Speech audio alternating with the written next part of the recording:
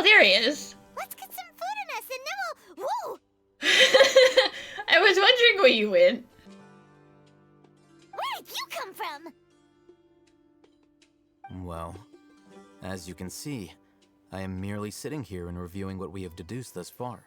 Were you listening through the window? You were gone for ages, and now you're suddenly sitting here musing to yourself? Where have you been anyway? Hey, what's with the silence? You never think things through before asking questions. I'm giving you some time to make up for that. Paimon's so mad! Paimon's gonna give you an ugly nickname! Go ahead, Paimon, give it your best shot.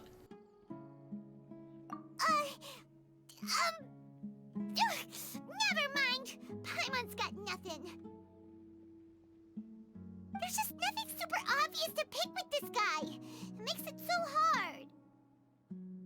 Well, you've heard nothing to suggest I left this whole time, so clearly I stayed in the village to investigate. Anyway, you plan to leave Aru village and keep searching for the truth of this matter, yes? Yep. We're not gonna find out anything more by staying here, so we thought that we might as well take the search elsewhere.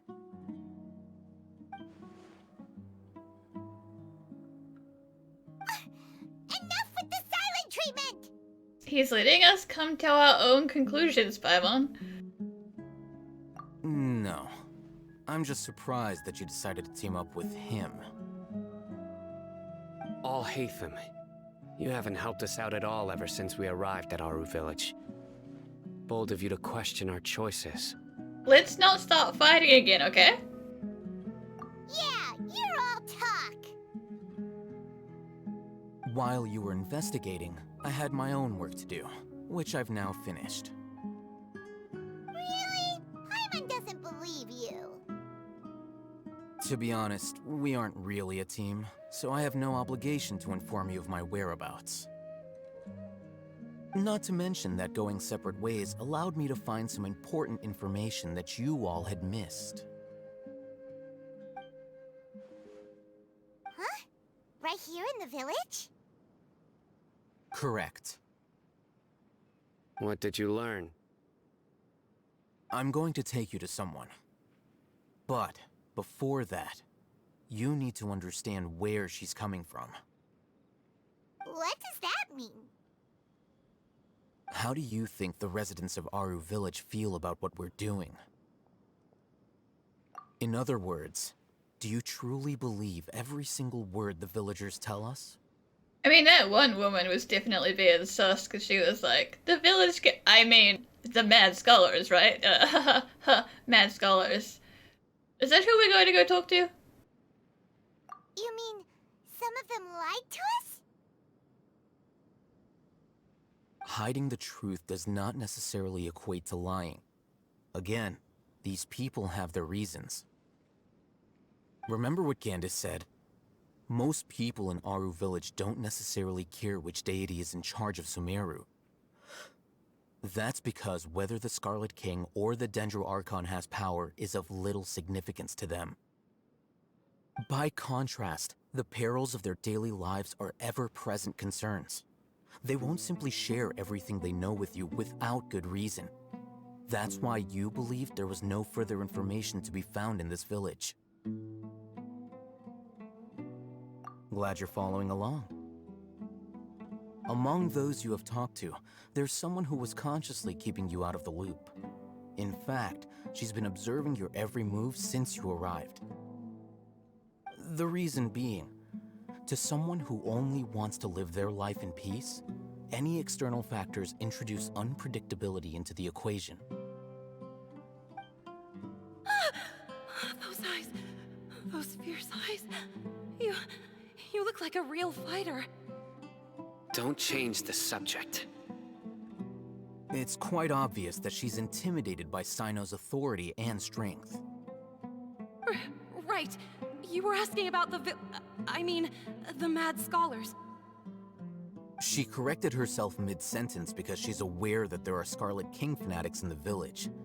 If she sounds too friendly towards the village keepers, she could easily make herself the Radicals' next target. I think it's been a few days since I last saw them.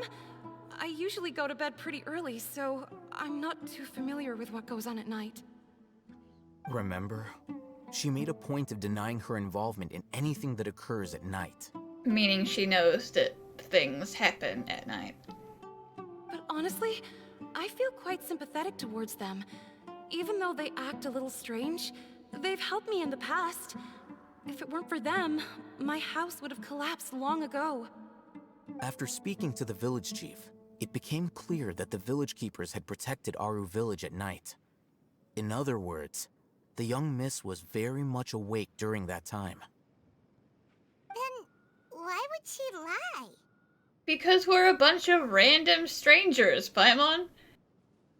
By getting involved with an outsider, she risks drawing unwanted attention to herself. As for why she might be so wary about all this, maybe you should ask her. I'll pass on this one. You said that she is afraid of me. If so, it's best if I stay out of this. We're on it! Miss Shawnee, as we discussed earlier, I've brought someone with me. Mr. Alhaitham, I'm aware of where you stand, but how can I make sure that your friends think the same as you? Huh? What do you mean? We need to clarify our stance or something? Go ahead and talk to her. You'll get the answers you want. Go on. Earn her trust. Is it really that simple? May I call you Traveler? Sure. Hi, Traveler. I want to ask you something. Do you think the resurrection of the Scarlet King can truly change Sumeru for the better? Yeah, there ain't no way. Why's that? That's very similar to what Miss Candace says. I know you two are friends. That's why I'm willing to talk to you, even though I do have some reservations. Before, I wouldn't even have the courage to ask something like this. Traveler, do you believe our lives will get better?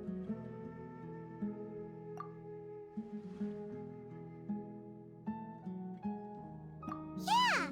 We came here from another nation, so it isn't wrong of you to be weary. And we aren't really residents of any one nation. But even so, we've met lots of people from different places, and we've always fought for what we believed in. We have friends in Sumeru, and we want to help them. That's why we decided to stay here for a while.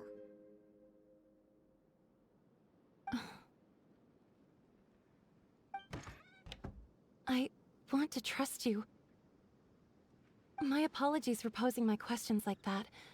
To be honest, I didn't expect you to come back for more information.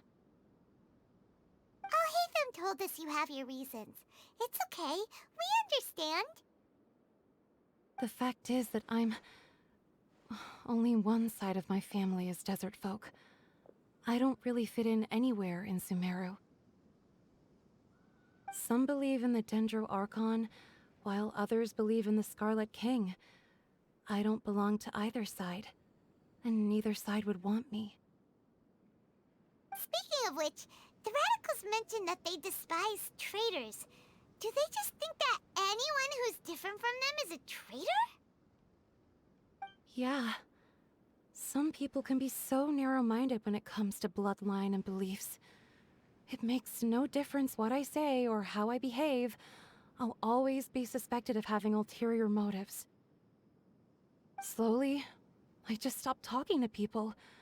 I pretended not to hear or see anything. All I want is to live my life in peace. And then it happened. The village keepers who had helped me disappeared with no explanation, and I didn't dare breathe a word about it to anyone. Until now. You can tell them.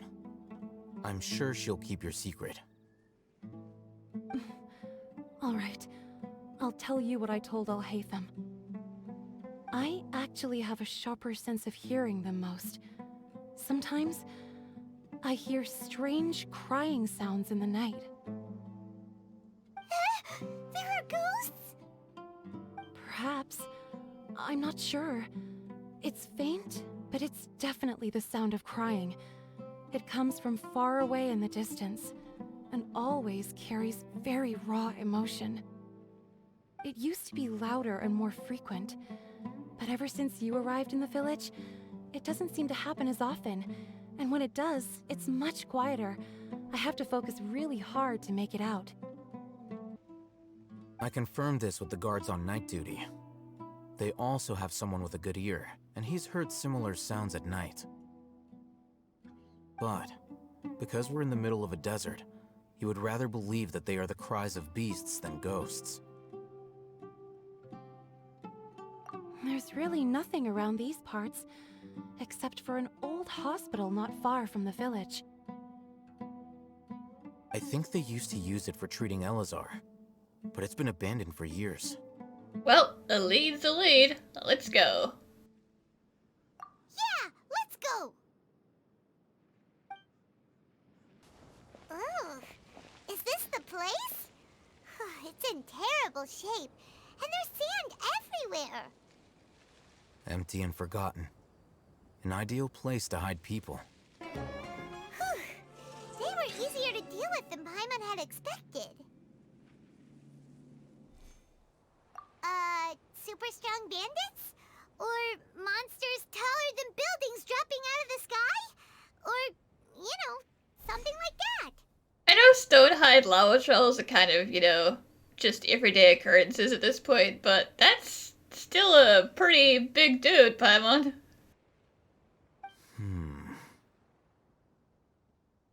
He looks super serious. We gotta stay on our A game too. This is the one.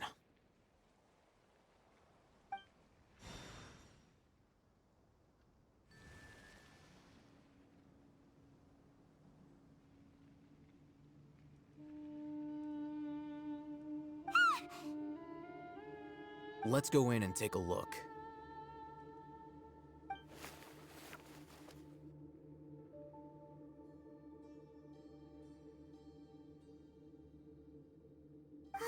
Hey, Alhaitham, we haven't found squat.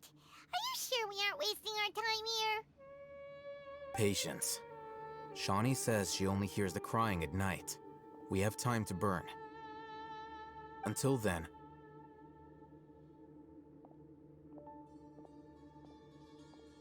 I'm taking a break.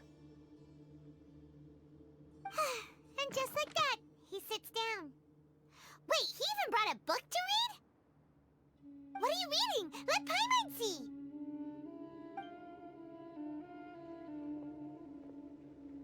Okay, sure. Huh?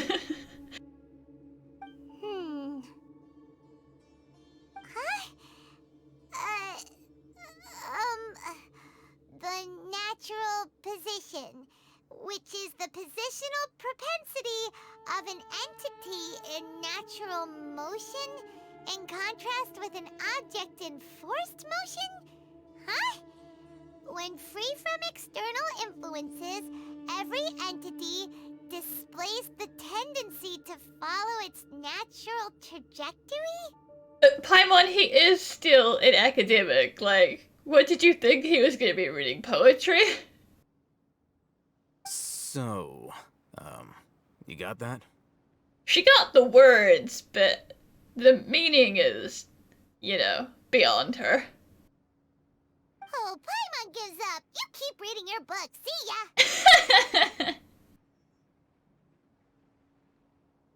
How is he so relaxed?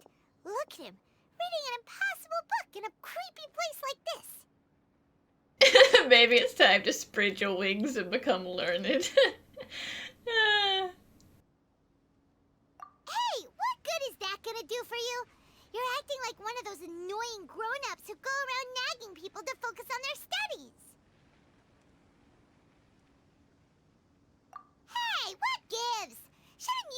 one providing for Paimon? I already am! Turnabout is fair play, Paimon.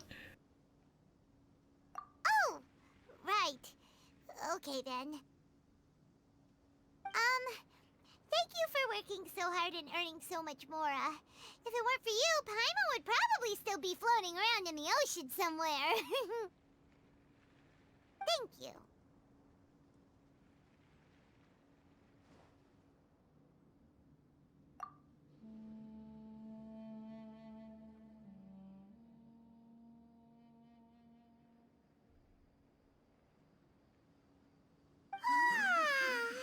Paimon's getting so sleepy. Huh? What was that sound? There it is. It's coming from that direction.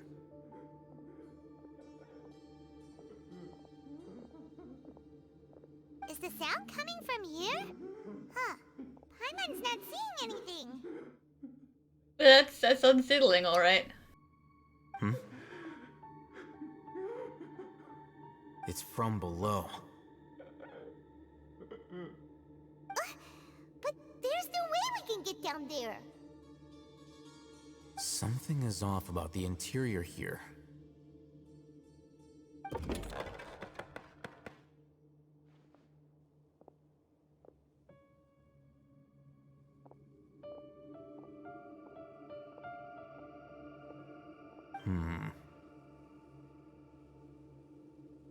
As I thought, there's a hidden structure.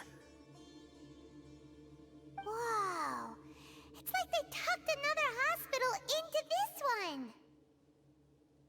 Oh, it looks like there are other mechanisms around here.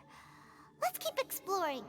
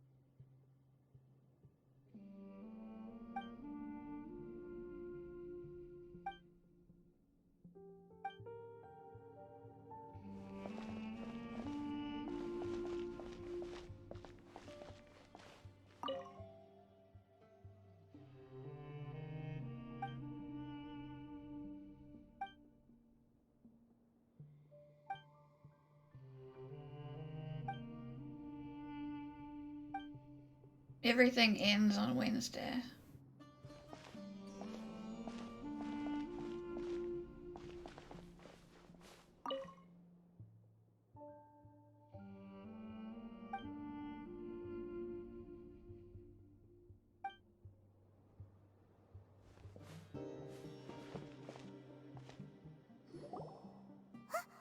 Look, there's someone over there. Good idea. Let's approach him slowly without alarming him.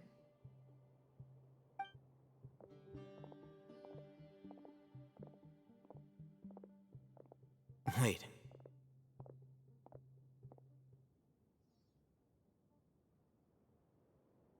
You're...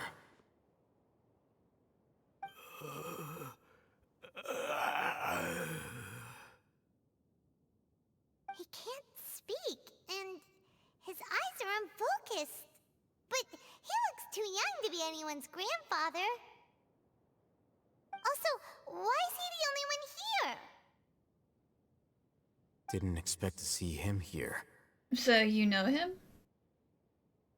You know him? He's Razak, a senior of mine at the Academia. He's a scholar too? Is he the kind that holes up in a forest and mumbles stuff about training? No. And that's the problem. Razak was never involved in any of those things. He never trained in the forest, let alone reach Satyavada life. Leaving that question aside for the moment, him being here alone means that we might be too late. Looks like they've already taken everyone away. For whatever reason, they left Razak here. Perhaps they simply didn't have time to come back for him.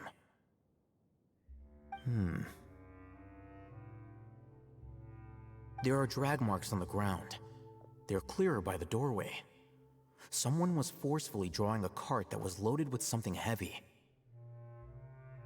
Loaded with people? That is one possibility. It looks like they were in a hurry, as if they were afraid of being caught. In their haste, they failed to notice Razak hiding in a corner.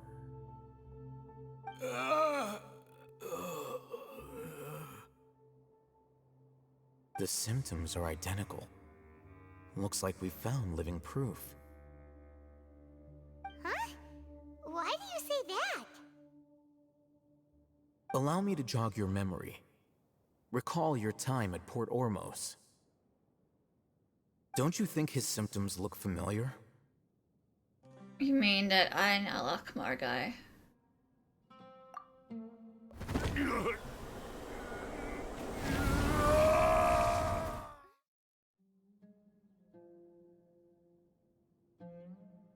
Oh, now that you mention it, they're acting the same way. Correct. The Academia is behind all of this. It isn't difficult to deduce their rationale. First, the Academia spread a false rumor of the Scarlet King's resurrection, emphasizing the role of the village keepers, the mad scholars who were exiled to Aru village. These rumors were all the persuasion that the radicals needed, and those based in Aru village leapt into action.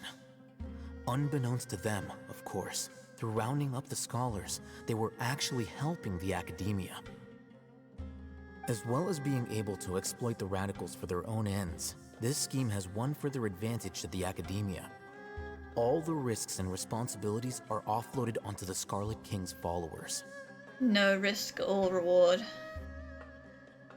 Life for the desert dwellers has been brutal ever since the Scarlet King's death all those years ago. Beneath the surface, feelings of desperation are widespread.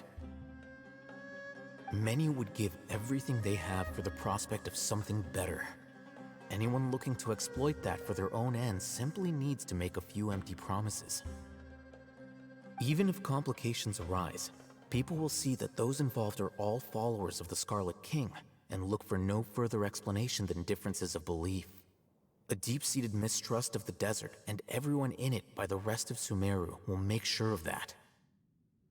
The notion of an Academia plot wouldn't even cross their minds. It may seem like a simple strategy, but it is able to work wonders under Sumeru's current circumstances. Oh, that makes a lot of sense. It's in line with the village chief's theory, too. But there's still one very important question. Wasn't it the Academia that brought the scholars to Aru village in the first place? Why does it want them back now? Throughout this process, one thing has changed: the scholars' identity. First, they were scholars. Then, they became lunatics. After that, they were exiles. And finally, they become missing persons. An exile is still patently a living, breathing human being. But when someone becomes a missing person, that is brought into question.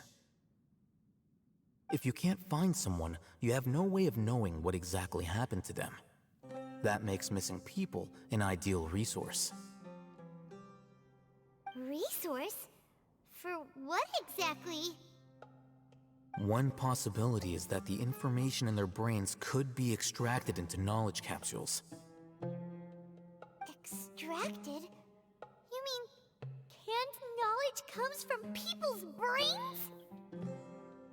With the technology of the Sumeru Academia, it's entirely possible. Perhaps the process caused them great suffering, which is why they cry out in the dead of night when no one is watching them. So, the human brain... Nope! Nah! Paimon doesn't want I'm the Academia scribe, after all. I'm familiar with their projects. Anyway, judging by Razak's state, the contents of a divine knowledge capsule were extracted from his mind. But something went wrong in the process.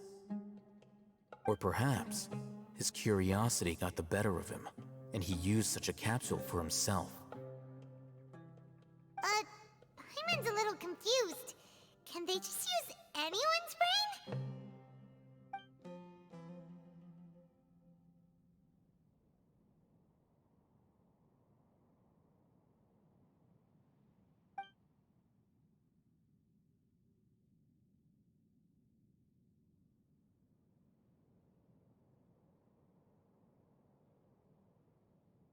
The look on your face tells me you've realized the answer. You're not gonna be happy to hear it. That's right. To some scholars, gaining knowledge about the gods is their entire life's pursuit. Extracting canned knowledge is just one of the extreme measures they turn to. However, I can't help but wonder, what do they seek to gain from divine knowledge? The Academia is going out of their way to look for forbidden knowledge, but what is their ultimate goal? I've spent quite some time trying to analyze the contents of the divine knowledge capsule, but to no avail. It seems like my way of thinking is too different from theirs. You mean you're not even slightly interested in getting your hands on this forbidden stuff? All scholars seek to expand the horizons of knowledge, but I'm not particularly interested in gods, so I don't share their degree of zealotry. Extracting information from people as if they were lifeless objects? If this is the direction of academic progress, then the Academia may as well shut its doors. Sounds like you're really against all this. Of course. The Academia's actions run contrary to their rules. Whether it be academics or knowledge, everything has its boundaries. If those lines are crossed, the rules and order that govern everything in the world will be destroyed. This matter needs to be corrected, just like fixing a typo in a book. Wait, didn't you step in to help because you felt sympathy for those poor people? Not to be callous, but no. My criteria are a little more restrictive than that. There is no shortage of suffering in Sumeru, and the same can be said for the rest of Teyvat as well. What do you plan to do about that? Save every last person? Probably not. Paimon's not sure. You can say that. Simply put, I don't blindly place my faith into strength or heroism. I do what I want. Fair enough. The divine knowledge capsule is something I want to investigate in full. That doesn't mean I'm willing to take action for the sake of a few strangers.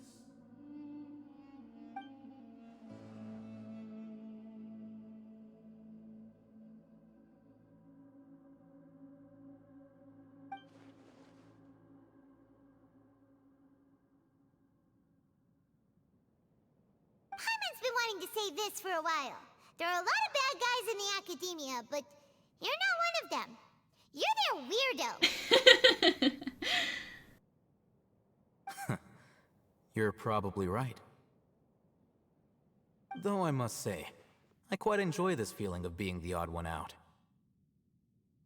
Uniqueness is also an asset, is it not? Wow, that's a great way to think about it.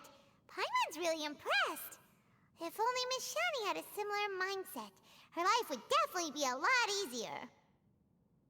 I'm just a more likable person than her in general. There's nothing more to it than that. Not if you go around saying things like that.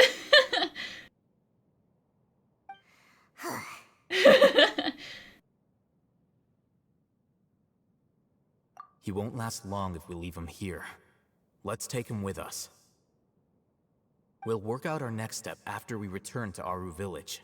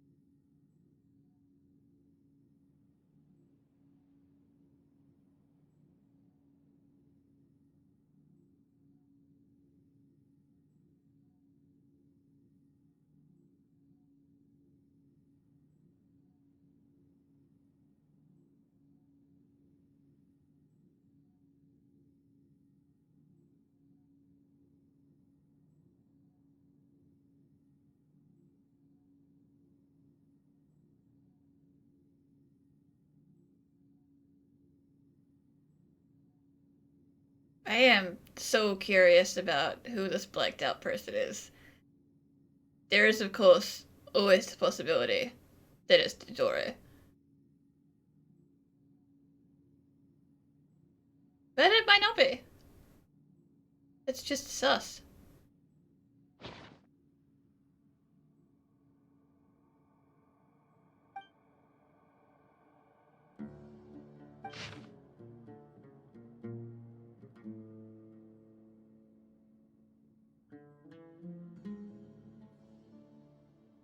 Okay, no, new skin and new arm.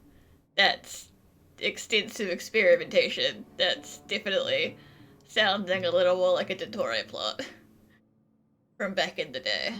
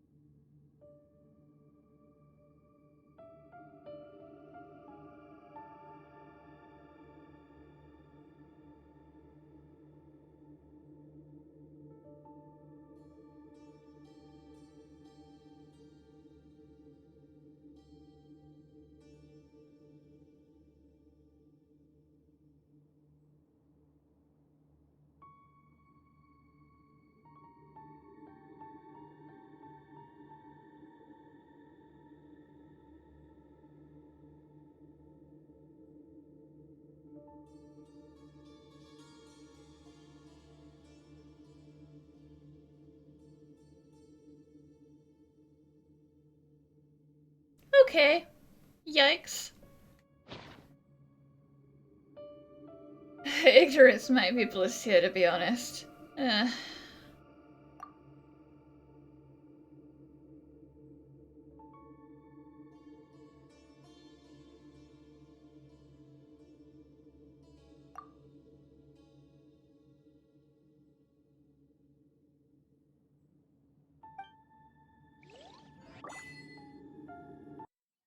We're back! You must be tired. You should rest and take some water. What's the situation? Well, as you can see, we brought back a guy we found in a basement. Who's this? Unfortunately, somebody who's too young to take on the role of Isak's grandfather. Nevertheless, he's one of the people we're trying to find.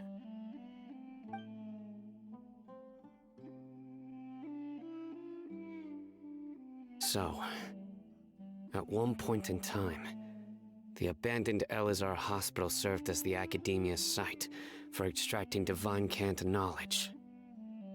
Yep, pretty much.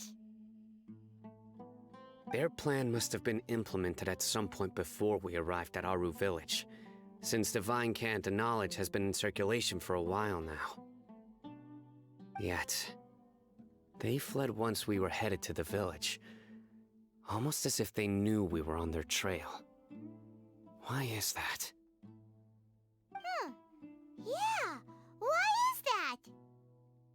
We may have a mole in our midst. One of us could be secretly revealing our whereabouts to the Academia. Or did Torre just told them to move stuff? Huh? Are our friendships that shallow? Paimon, we literally didn't meet Saito until we were already here, so, you know, just technically speaking.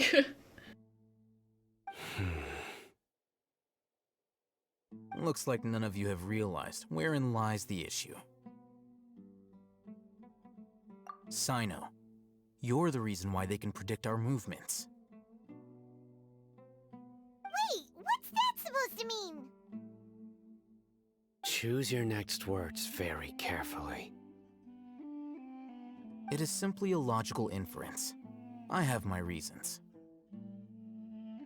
So what you're saying is, Sino's the mole. Not intentionally. I think it's more like, because he exiled himself, they're like, well, where would he go if he ran away from the Academia? Back to the desert. Oh no, we've got some shady stuff in the desert. We should move it. Interesting. And here I thought you were the most suspicious one, Alhaitham, since you were always acting alone. I know. You have a point. But I realized something as we were returning from the hospital. Sino isn't like any of us. What are you trying to say? Do you still remember who you are, General Mahamatra?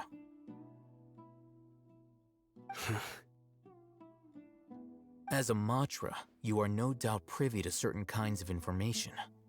Before you can take action against someone, you are required to have all the facts available, including the less than savory details. Simply put, the Academia has traditionally allowed you access to a wealth of sensitive information. Knowing their modus operandi, wouldn't you expect them to take precautions against you? If you want to raise a vicious wolf, you need to make sure that you can avoid its bite. The Academia is monitoring me? It's not that simple.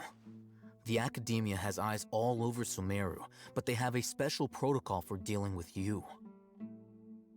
Every so often comes a Nyagarbaha Day. On this day, the Academia enters new information into the Akasha through knowledge capsules. I remember seeing a thick notebook next to the control panel once. Its contents were all about the General Mahamatra, his activities throughout the day, preferred methods of enacting judgment, everything. You're saying that the Academia entered my information into the Akasha too? But what's the point in doing that? My actions aren't important enough to be added into the Akasha. The Akasha is capable of computation. The Akasha's algorithms are entirely capable of predicting your movements using the data entered. When you would depart, the route you would follow, your destination. It knew all of this. It predicted my every move. The Academia has been watching you longer than you think. So that's how it is. Sino adheres to his principles so strongly that he's actually a thorn in their side. Tenacity of will and steadfast faith are worthless to the Academia. They need scholars who are easily pliable and mindlessly go after anything they can profit from. Sino, don't take it to heart. This just proves how much of a trustworthy ally you are. They escaped because of me. Don't blame yourself. It's not like any of us would have known. I have an idea. If they predicted my movements, then I might be able to guess where they went. Whoa, you bounced back fast. There is always an opportunity for safety after danger passes. Oh, so that's how it is! Paimon gets it now! If the Academia is trying to avoid Sino, then the safest place would be...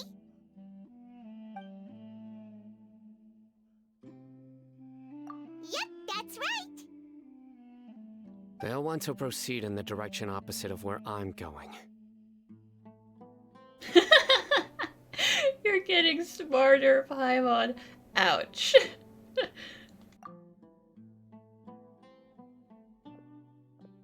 I must go. There's also something I want to investigate. Let's go, guys! After him! Please, wait! I want to go too! Isak, I still think that that's a terrible idea, but I get the feeling you're gonna come anyway. You want to go too? If so, you have to promise you'll stay safe. I want to find Grandpa. I promise I'll be careful and not cause any trouble. Everyone, I leave him in your hands. I am not sure that us four are the best babysitters, but we will try our best. Yay! Let's go! Remember to pack some food with you! Paimon feels like we're missing someone, though.